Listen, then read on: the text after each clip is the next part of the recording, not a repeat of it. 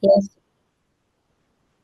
Yeah, so you are to cite examples for us from GDPR or Kenya Data Protection Act, emphasizing the principles of necessity, consent, and data minimization, which I think you have covered all the aspects. Okay. A good example is, let's say someone installs a weather app. Mm-hmm. Weather app necessarily Yeah, needs just to show you what you expect over a week or so, but you yeah, end up having that app asking you for access to mm-hmm. your contact details, of which Mm-hmm. it does not necessarily need it. And if you Yes, permit, that data can be used or rather sold to another third party who exactly. might end up misusing it.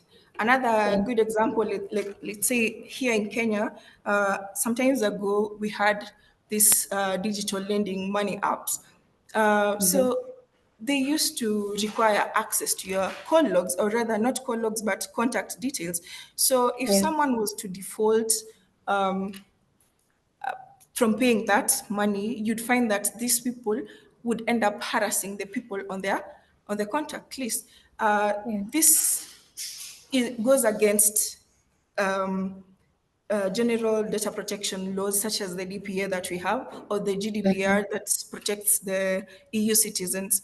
Um, Yes, in that this person will end up harassing people who did not give consent to their data being exposed. By yeah, virtue of that person borrowing and accepting access to contact details, you find that this data is being misused. You find yeah, people were being called then. I'm not sure about now, but I think when the DPA came into effect in Kenya, that yeah, was a bit minimized. yeah, So that's just or rather, those are two examples that could show you necessity. They collect mm, mm, data that's not necessarily like needed. For the yeah, example, the weather app, and then mm, consent is whereby this other person is being called, but they did not give consent to their mm. contact being used anyhowly. Yeah, I don't know if Thank that's you. clear. Yeah, yeah, that answers my question. Uh, On to our next pillar, and this is an important one because many people equate privacy with guilt. Now, you see this argument or fallacy of there nothing to hide, which goes like this: if you are not doing anything wrong, why do you care about privacy? It sounds reasonable on the surface, but it's actually flawed. Now, why should citizens care about privacy? With regards to that, why should citizens care about privacy even if they feel they have done nothing wrong? Could you share your thoughts on that from a cybersecurity practitioner's perspective? Yes. So, from a cybersecurity perspective, you find that privacy is not necessarily a privilege; it is a right. Yes. Yeah, So yeah, everyone, and it's clearly articulated in the Kenyan Constitution. I do not know about other people from other countries, but Article 31 of the Kenyan Constitution clearly mhm, guarantees every person a right to privacy.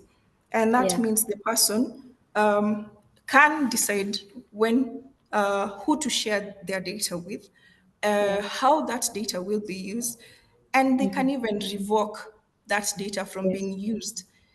yeah, And if that data is used whilst this person against this person's rights, then they have provision in the constitution to sue yes, whoever is processing this information. yeah, So the first one is privacy is not a privilege.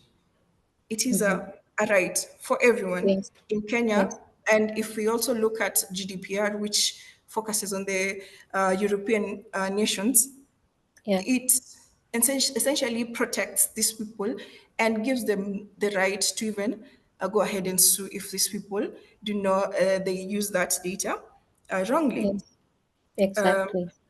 Yes, another way is another aspect is yes, you might say you do not have anything to hide, but Mhm. history has shown us that data can be Mhm. misused. However Yes. small you think that data is, it can be misused. And to harm anyone, not necessarily someone who has something to hide. So Yeah. let's say your location data, it's being Yeah. collected without your knowledge. Or Yeah. rather, you go online, you start telling people where you are, every single detail of your day. Yes. The talking, people can follow and they will know what you do, what your Thursdays are all about. Yeah. And Yes. once attackers gain such information, they can use it against you. You've heard of people being kidnapped, or rather being cyberbullied. So if Yes.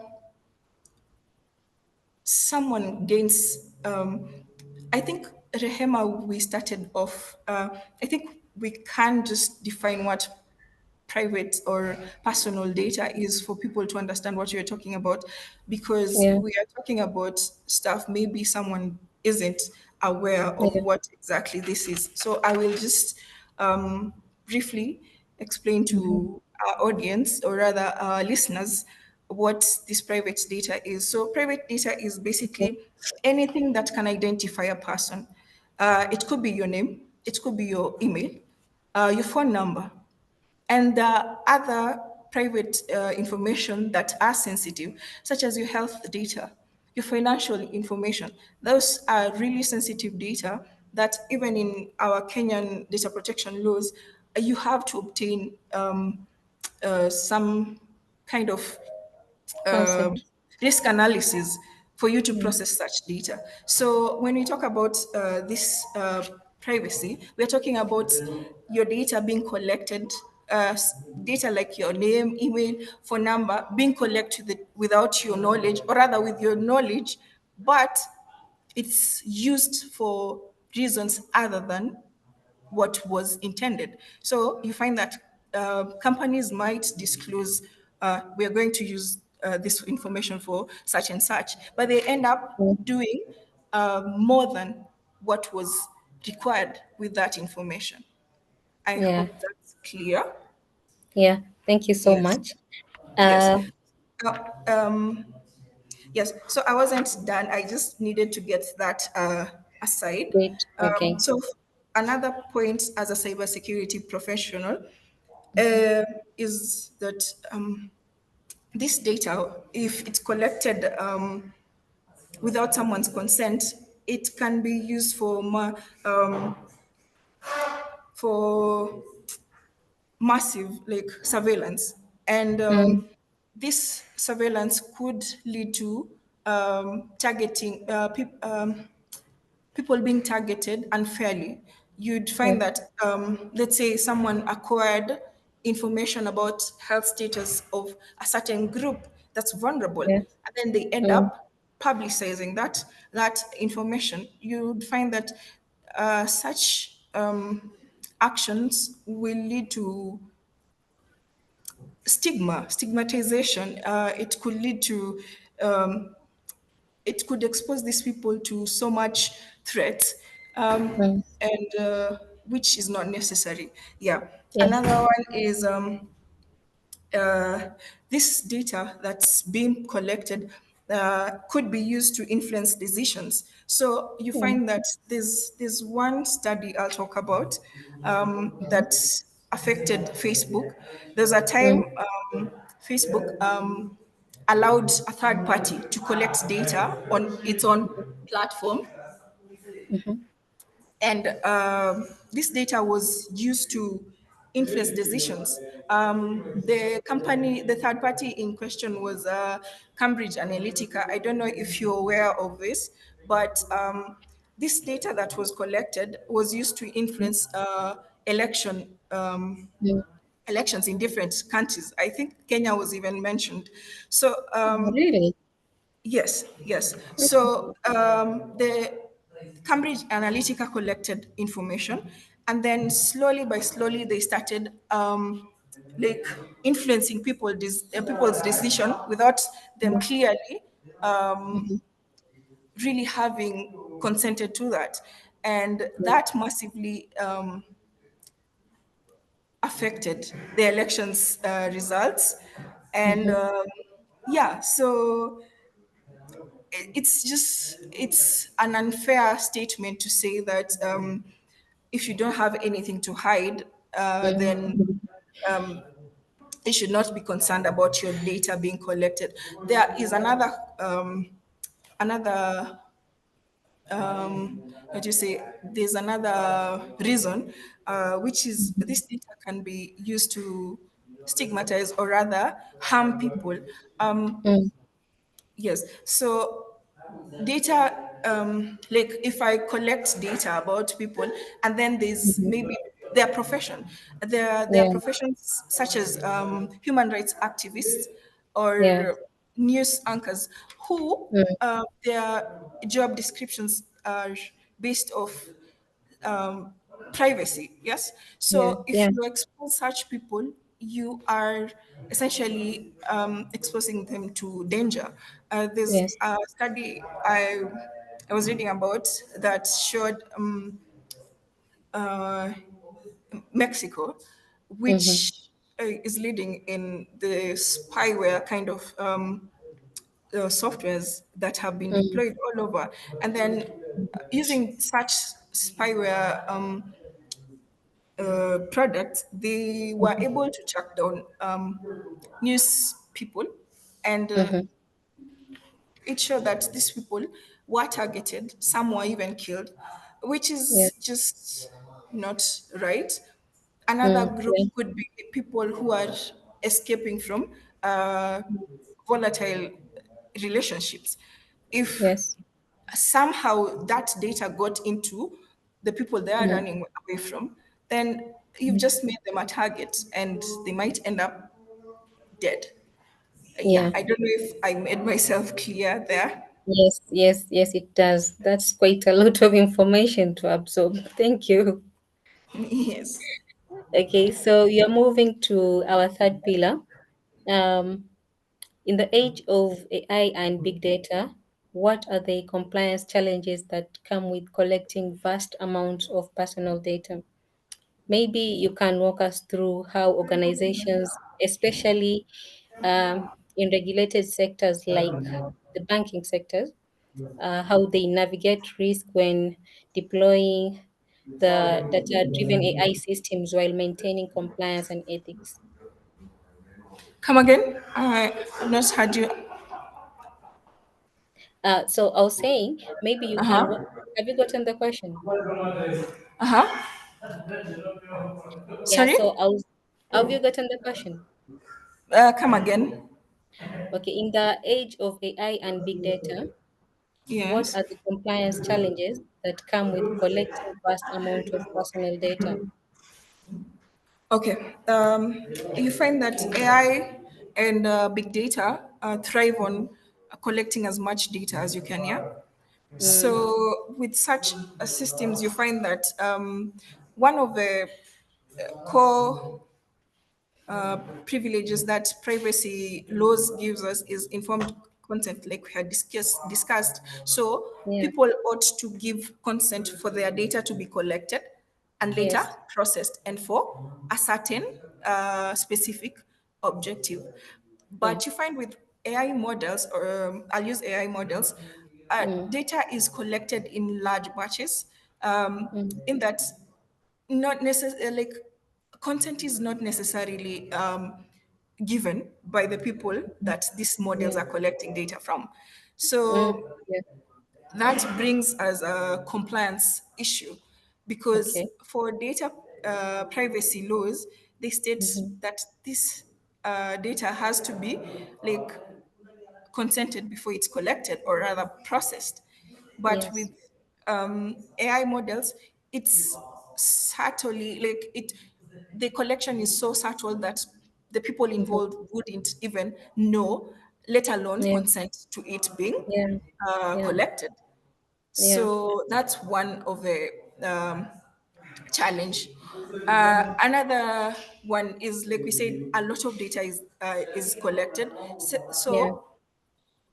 Data minimization is not really adhered to. So you find that the data that's supposed to, like, if the model was supposed to just to collect data that's limited to a specific area, AI models end up collecting more than is required. And Yeah. this over collection of data might be repurposed without Yes. consent again. Yes. Yes. Yeah. So there's that. And then there's also algorithm bias and discrimination. Yeah. So you find that sometimes this data is collected for a certain subset. And let's say the data was collected for the US population. Yeah. And Mm-hmm. we in East Africa, I'll use East Africa, we are using Yeah. that Okay. model um, Yeah. in our own context. Now, you see, Mm. that algorithm will not represent whatever is true to us. That's Yes. the algorithm bias. For Yeah. discrimination is the data. I think everyone has heard of this, but I could be wrong. Um, Mm. you find that surveillance systems that use AI have shown that sometimes they go overboard and discriminate. So you find that they overgeneralize. For people Mm. of color, you find someone is being arrested because the model did not have enough data to check this is not who uh, is maybe a criminal. So you end Yes. up arresting people who are innocent because Yeah. the model wasn't trained on enough data sets to Mm. differentiate people of color. I'll use that Yeah. for example, Mm-hmm. yeah. So Mm. you end up finding that. Another thing is credit score. So if a model is biased, it might end up not someone might be affected in that they might be denied financial help because of Mm. something that Mm-hmm. wasn't analyzed well. Mm-hmm. Um, yes. So another thing is I'll contextualize this in the Kenyan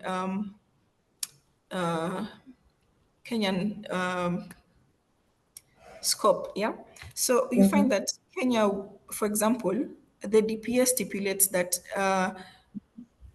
whatever data is collected Mm-hmm. should be stored here locally. Yes. Yeah.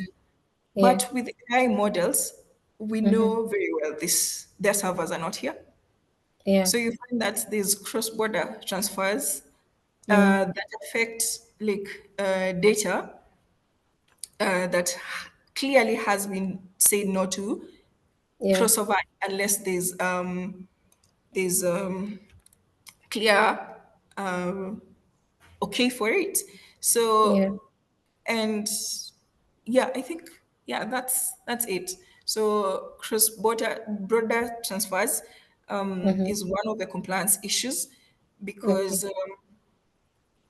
the servers are not here and Yeah. data that's being used rather people who are using it are here. That means data will move from Kenya Mm. to wherever that those servers are. Yeah. Yeah. Yes. Great insights.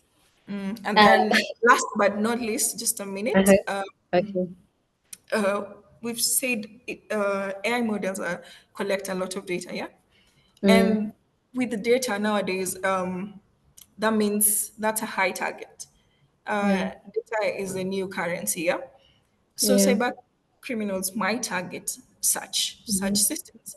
Mm. Um, a good example is in January 2025, where Kenya's business registration services were exposed to, or rather, they experienced a cyber attack, yeah, whereby Yeah. sensitive company data was Mm-hmm. exposed.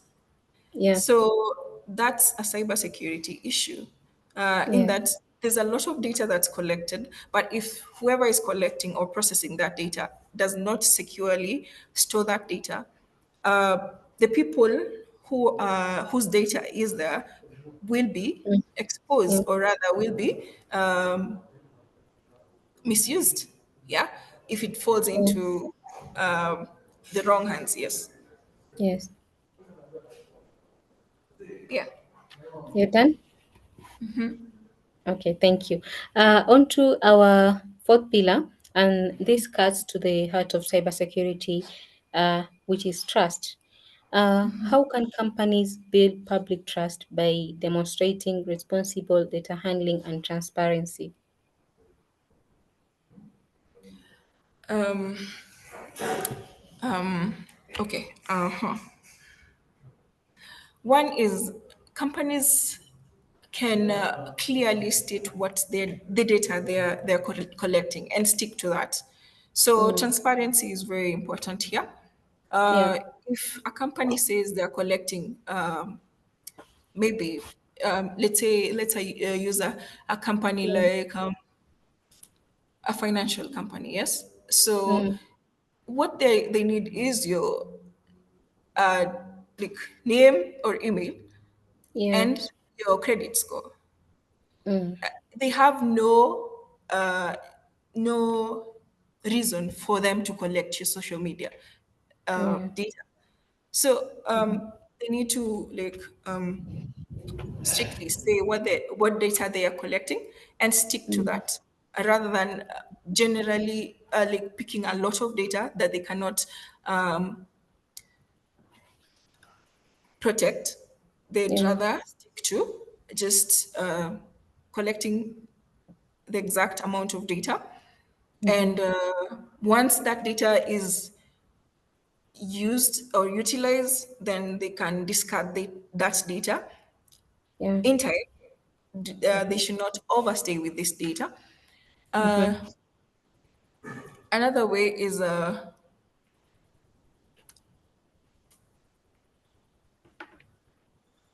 like we said, they should obtain informed consent from the people Yeah. they are collecting. They should not Mm. coerce whoever they are collecting this data from. Yeah. And yeah, this they should be very clear with whatever they're going to use that data for. In Yeah. return, like if this data is going to be used for maybe something else, then Mm. it should be clearly stated this data is going to be used for such and such. Another is implementation of protection measures. An example is encryption. So Yeah. if a company is collecting data, then Yes. there should be security measures in place to Yeah. ensure that this data is secured, so that you Yeah. find that even if the data falls into wrong hands, that Mm. data is not exposed, or rather, this data is not, if it's encrypted, it won't be of use to whoever gets that data. Yeah. Yeah. Yes. Another one is for high risk data, such as healthcare data. There should be impact assessments on to show like if like there should be ways to test to see like this data is high risk, yes, but Yeah. uh,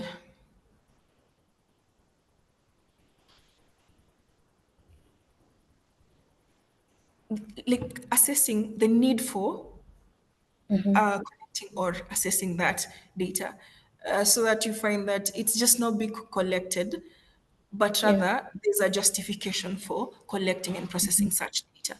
Yeah. Oh, great. And then Uh, mhm. last but not least is uh, companies should be transparent on like uh,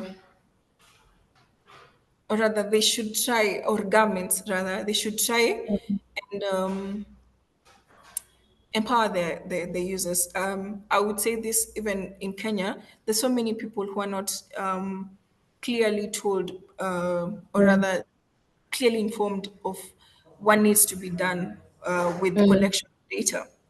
yeah, Yes. So there should be education to the general public and yeah, awareness programs that should be run to ensure that these users are mm-hmm, informed, properly yeah, informed what their rights are in yeah, terms of collection and processing of data, so that mm-hmm, companies don't just come and collect any data. Governments just don't infringe on people's privacy, because we yeah, see that there are governments.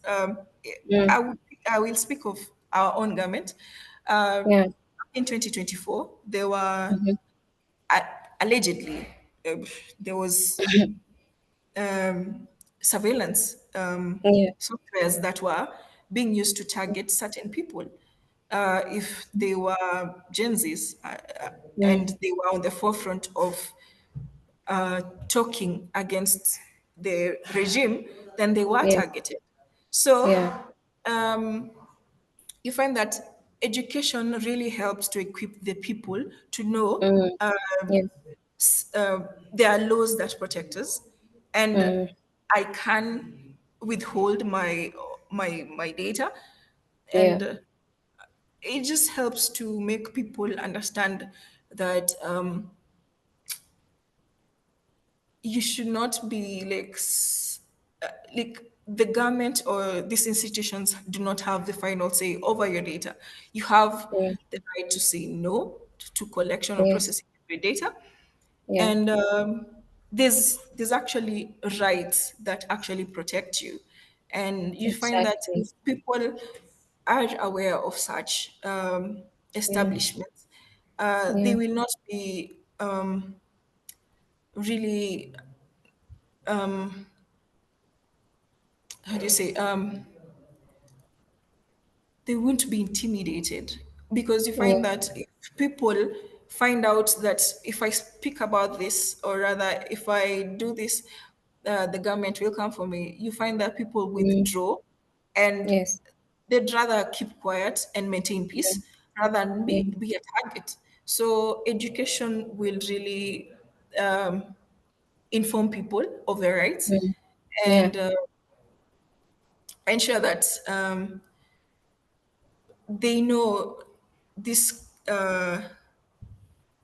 these companies or the government mm, can face the law. There have been yeah, instances of people taking a stand and saying no.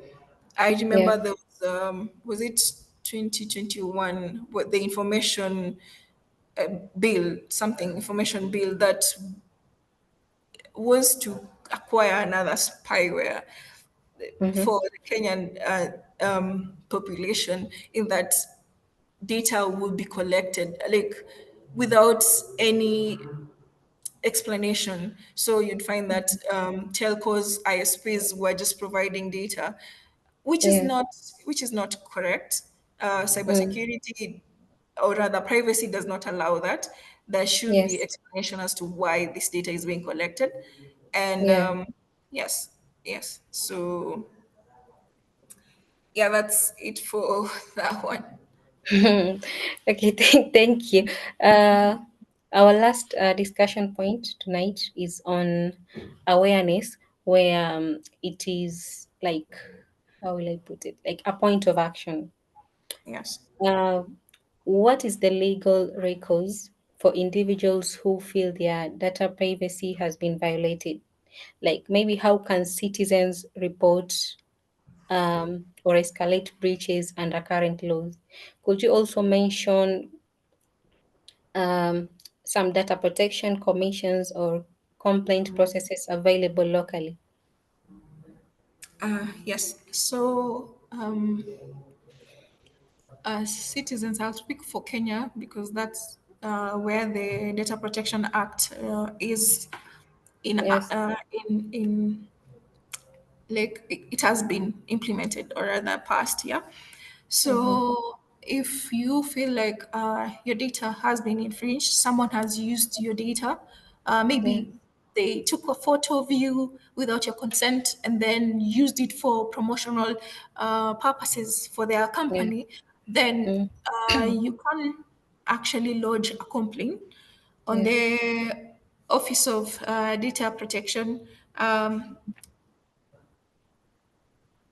offices. Yeah, Yeah. so yeah, ODPC complaint portal, you can lodge a Mm. complaint there.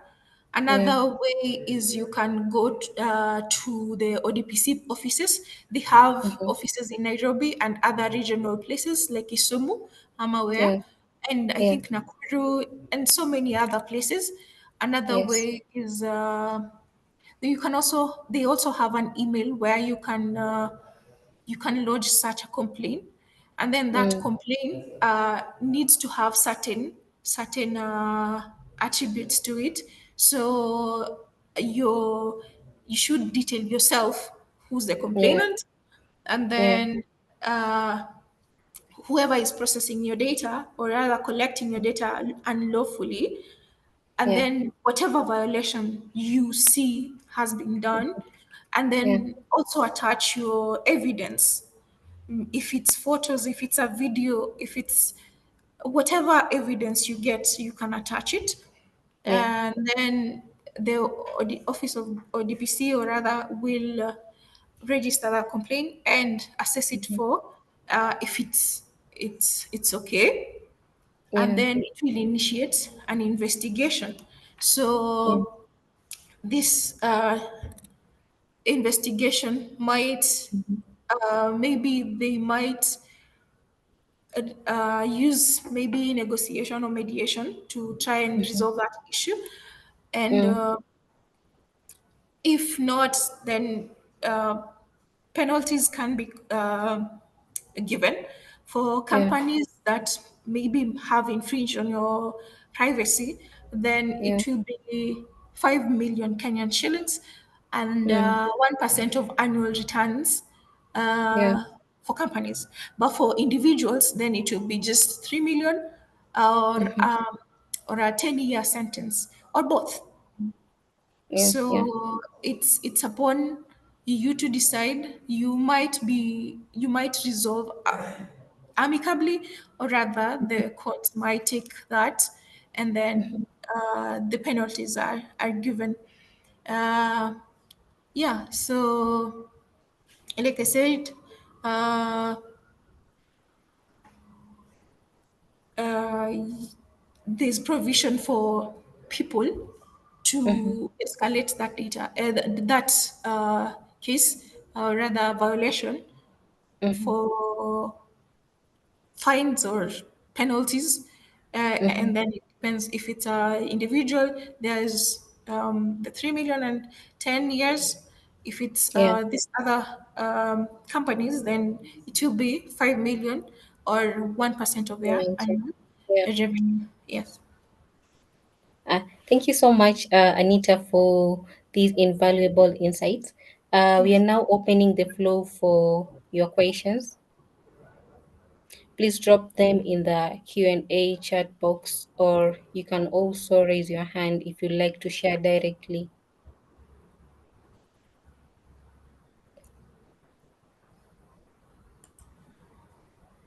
Or if you have anything that you need clarity on, Yes. yeah, you can also ask about that. Yeah.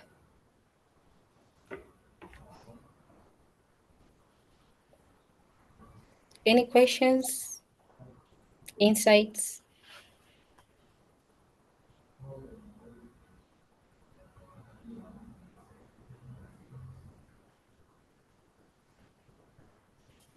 Let me see if they. Okay. So there's a question from Caroline. She is Uh-huh. asking, what emails can we use to report such cases? Okay. Let me just confirm. I think I had not taken note of that, but it's info at odpc.go.ke. I'll write in the chat. Okay. Just a minute.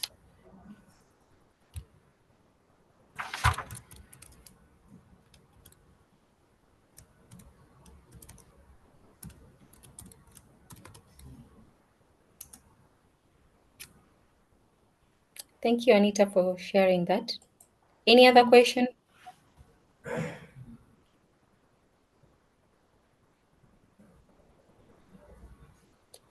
A compliment,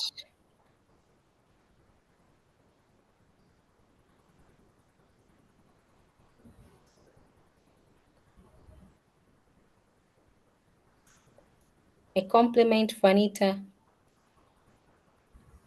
You don't want to talk, you guys. Okay. Hello. So, Hi, Rehema.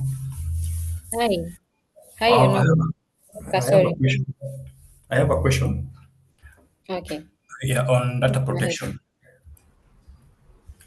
So there are these guys who get people's data, and then it's like let's say there was this of there's this coin. So you they give you some money, then they take the data. So what can you do in case later you realize that those guys took your sensitive data? Can you take those guys to court, or is there something you can do about it? Repeat. I didn't get the first time.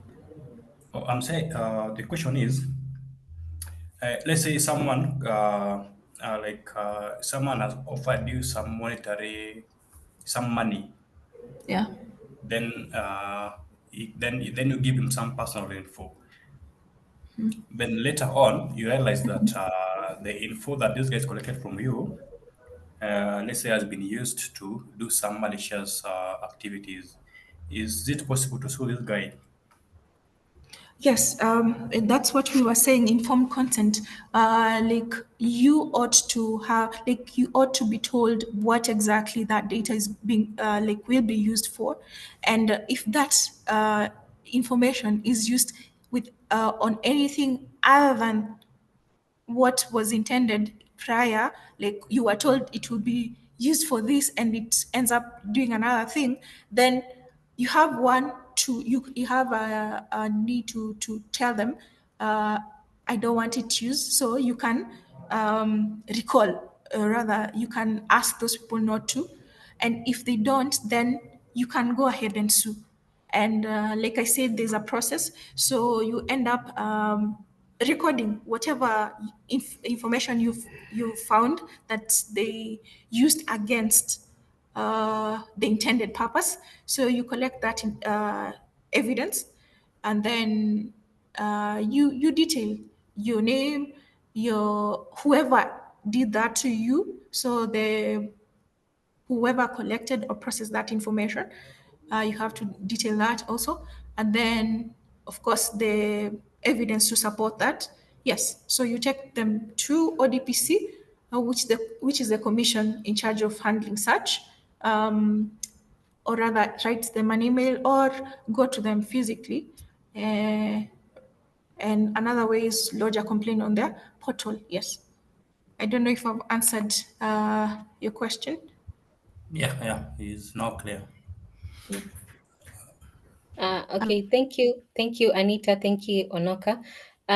There's one last question on the chat box, and this is from Caroline. One second. She's asking, what legal actions can be taken assuming mediation and negotiation fails? Like I had said, if that route fails, then there are penalties because ODPC will do their own investigation to see the admissibility of whatever you've given them. Did these people violate whatever data you gave?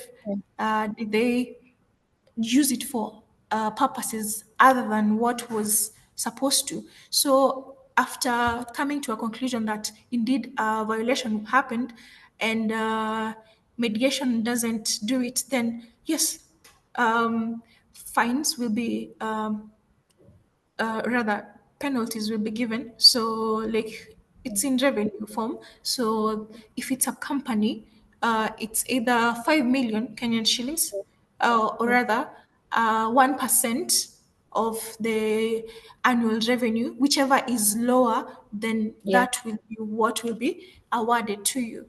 Another one is if it's an individual, then it's up to 3 million, or rather Mm-hmm. 10 Mm. years, or both. So if mediation or negotiation fails, then that's another course of action that Mm. can be taken. Yes. Thank you. Caroline, I hope that answers your question. Okay. So there is a hand from Karim. Yes. Yes. So, first of all, hi, Anita. Nice to meet you. Yes. My question to you will be: initially, in the beginning, we were talking about the scenario you gave about those organizations that sometimes when you give consent to give access to your contact list due to you taking a loan, let me put it that way, from them, they Yeah. tend to access your contact list and harass the people that they have access to with their number. Yes. Now, if let's assume that you as a person who is taking the loan accepted to give out your contact list and all that, but Yes. on the other side, the other people, the people who have the numbers on your contact list didn't give the consent to be called or be harassed in any way or form. So how does the GDPR work in that sense? Okay. Or Thank should you. I just rephrase again? Yeah. Refresh, please. Okay. So let's assume I took a loan from those guys, right? And Yeah. they asked access to my contact list. I accepted. They have access to my contact list. Then let's say I was supposed to pay my final payment on, let's say, end of October. October has reached. I didn't make any payment. I refused to return the payment, the loan Yes. payment rather. Yeah. So they decided to call my contact list. That's what they Yeah. do. Yeah. Now, the people, my contact list rather, didn't give consent to be Yeah. They called didn't. or to be harassed in any way or form. So, how Yes. does the data protection work in this scenario?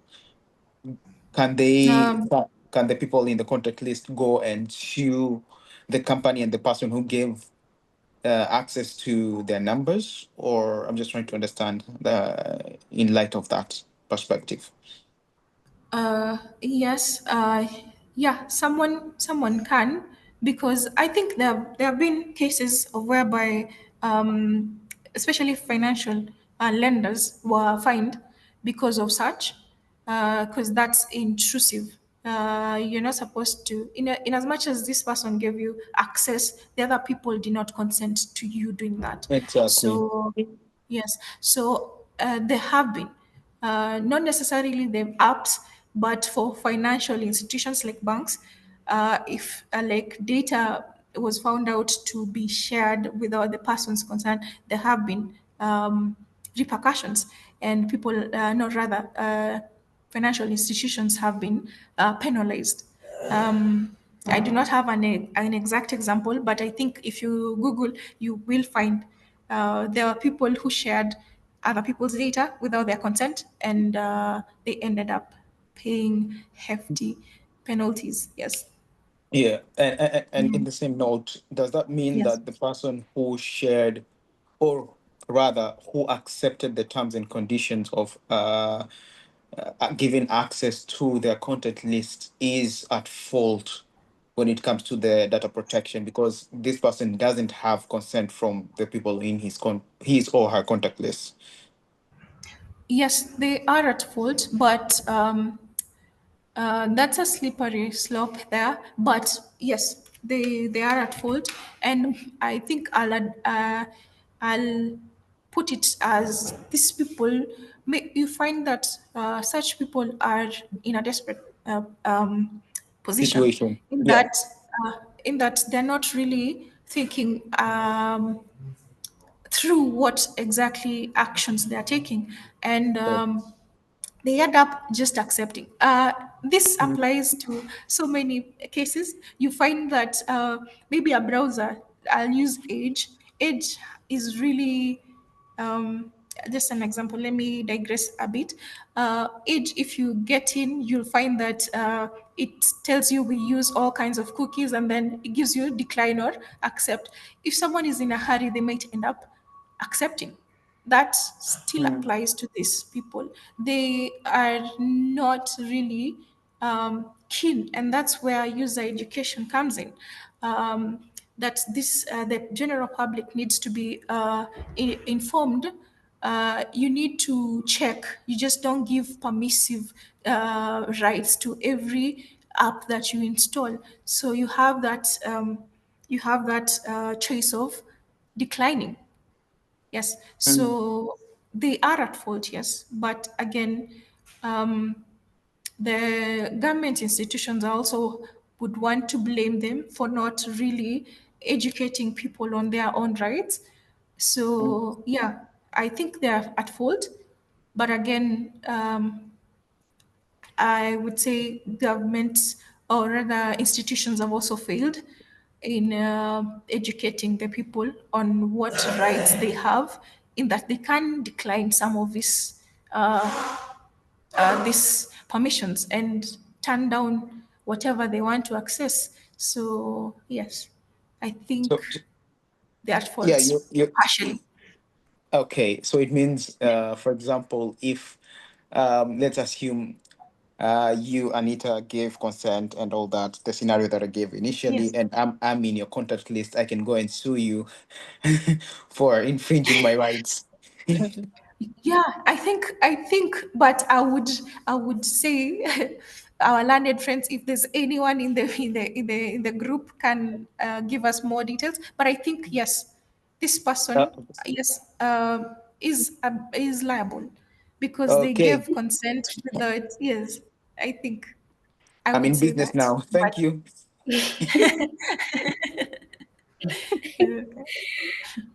This is controversy. Okay, so okay, so and I and think if I can say Karim, something, okay, and just a minute, if I can say something, sure, for go those ahead. that attended this, go ahead and read for yourself the DPA, the Data Protection Act. It clearly stipulates whatever is needed for the Kenyan people. Yeah. Yeah, So mm, you inform yourself. You don't need to wait for the government or the institutions to tell you. So yeah, that's they say, um, not knowing is not reason enough. Yeah. So yeah, yeah, just go and find out for yourself what DPA stipulates. And who knows, you might be the next person suing someone for using your data wrongly, rightfully. yeah, Yeah. yeah. Yeah. Yeah. I think Thank the you, right Anita. statement should be you never know you're going to be the next Bill Gates through that. Yes. So Hey. Okay, so Karim, I hope that answers your question. Yes, definitely. It does. That's what I'm saying. Yeah, I'm rich now. thank you. yes, There was yes, another Billy, hand from, Billy. or no, I think it was Tony. Tony, are Yeah, you okay. still on the call? Yes. Okay, okay, okay. Hello. I don't know Hello, if you are able Tony. to hear Yes. me. Can you hear me? Yes, we can Yes, we hear can you. hear you, Okay, Tony. thank you so much. Mine was just to say to emphasize on one more thing. But already Anita has wrapped it up. Just was to specify that we should look at Data Protection Act of 2019. I believe it explains more on that, and also with the era of AI, because now the data is everything. Also look at Yes. computer nuisance and cybercrime. I think there is an amendment of that one of 2024. So the kuna amendments hapo, but you can still as well look at it. Yeah. Away from this, thank you so much, you people, from Rehema, the moderator, Harim, and you, Thank Anita, you. for that wonderful session. We are really, really grateful for that. Thank you so much. Thank you, Tony, and you are most welcome. Okay, let me read out the comments. Great discussion from Mary Njoki. Very informative and mind opening. Thanks, Anita. That is from Sylvia. And yeah, I think that's it. So, as we wrap it up, today's discussion reminds us that privacy isn't about hiding, it's about protecting freedom, fairness, and trust in a connected world, right? Yeah, so, and our speaker, who is Anita, has already given us valuable insights into why privacy must remain a shared responsibility across citizens, companies, and even governments.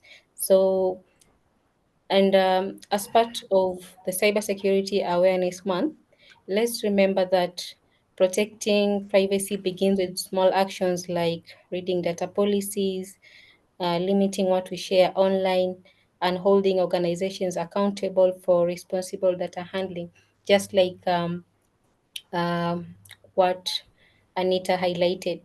Thank you once again to Anita for the engaging discussion and to everyone who joined us tonight. Yes, we'll share Yeah, our if I could, this yeah. session on our YouTube channel and on our LinkedIn platform, that is Hackit Cybersecurity Community. Thank you so much. Stay safe, stay aware, and remember, privacy is power. Yeah. Have a blessed weekend ahead. Thank you. Thank you. Yeah.